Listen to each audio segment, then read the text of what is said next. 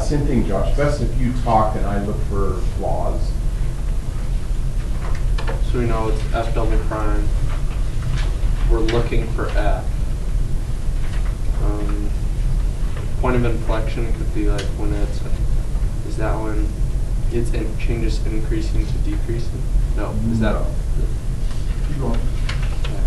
You were going to say it, I heard it. 0 then? No, that's the critical point.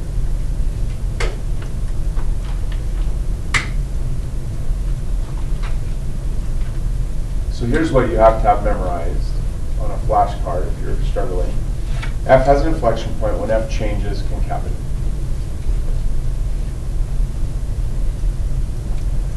So that's where you have to start the problem. Okay. Then you have to say, great, they want me to find when F changes concavity, but I'm not looking at F.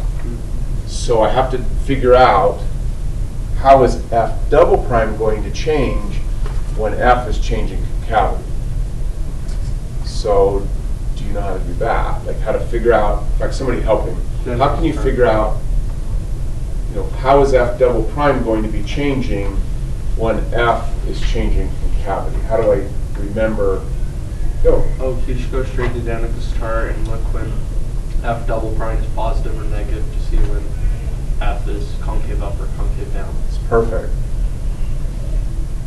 So the whole key to the problem is, one, having memorized this, there's nothing else you can do but memorize it. It's just the definition. Then pay homage to Danica Wright and thank her for her chart. And then remember that when F double prime is changing from positive to negative, that won't be F double prime changing concavity, but it will be F changing concavity. So I'm going to trace this graph, Josh. You say stop when you think we hit an important point on this graph of F double prime. Actually, you can just tell me, like at what letters? There's A, J, O, K, M, and B. Which of those letters is are the important points? O is 1. Yes, because at O, F double prime is changing from negative Y values to positive Y values. That means F will be changing concave down to concave up. Where else? Is this where we go like in between where the lines would be? So like in between like the local max and min, is that kind of one of the values we turn from? No. Like would M be 1? What you're mixing up there is you're mixing up a point of inflection for F double prime with a point of inflection for F. Okay. So M is likely a point of inflection for F double prime because F double prime is concave down. Now F double prime is concave up. Okay, so A is Yes.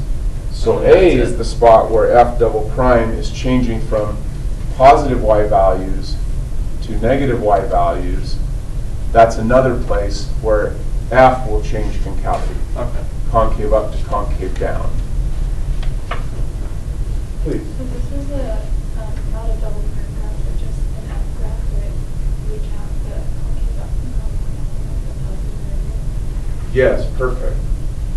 So what Cami just said was, hey, what if they give me a different question and they say this is F double prime, identify where F double prime has inflection points. Your thinking is totally different. You're thinking, okay, I'm just looking at F double prime, and you'd be thinking F double prime changes concavity. Let's see, F double prime is concave up, right about here. F double prime becomes concave down. Now F double prime switches back to concave up. So if it was if there was an F graph and it never actually went to the negative values, or like kind of went below the X axis, but it still had concaves, that would. Let me say it back to you, Cami, make sure I'm answering your question. So you're saying, what if I have a graph of F that looks something like this, perhaps?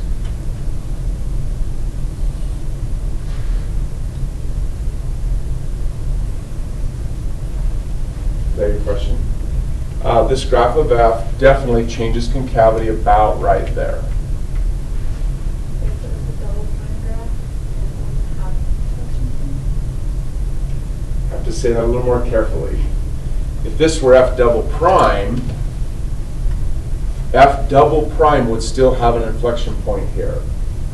But if you're looking at F double prime and trying to figure out if F has an inflection point, the answer would be no, F does not have an inflection point, because F double prime is never changing positive to negative. So when you look at Danica's chart,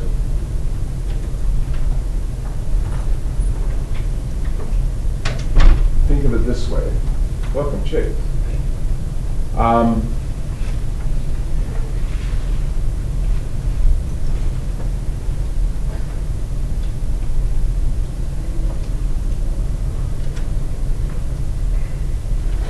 on a second. Danica's chart goes on forever. It never stops. So look, on lots of these problems, what you have to do is it's like you have to put in one hand, what am I looking at? And you have to put in the other hand, what am I trying to find? So you asked several really good questions.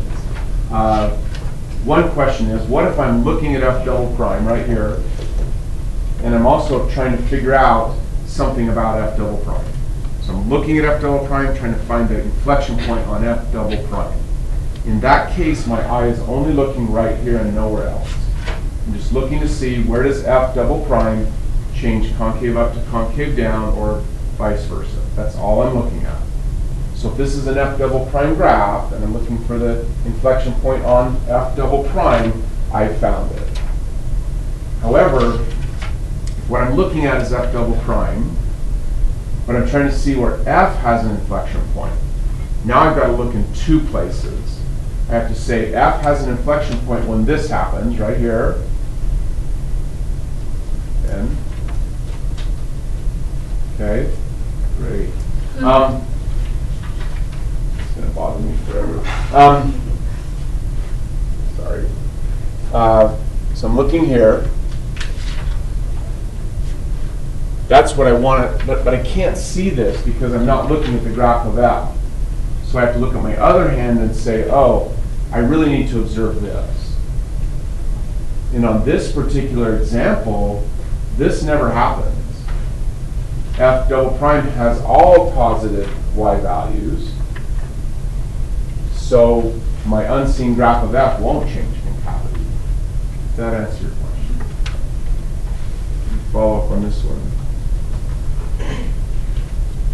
John? So then if you were like looking at like say an F prime graph and you were trying to find out something about F, the point of inflection would be the tangent slope is 0. Because it goes from increasing to decreasing or vice versa. Gotta pause and think for a second.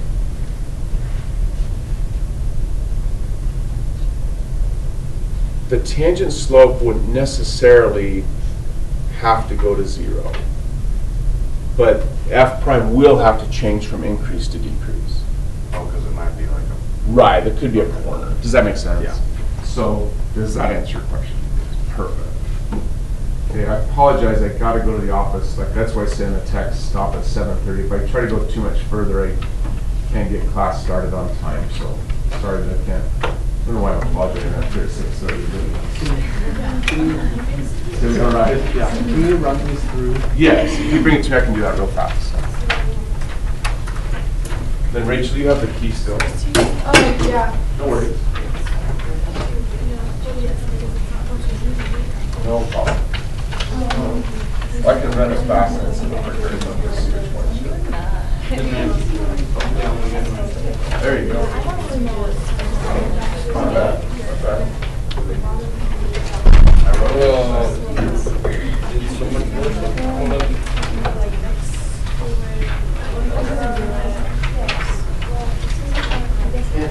X squared minus A squared.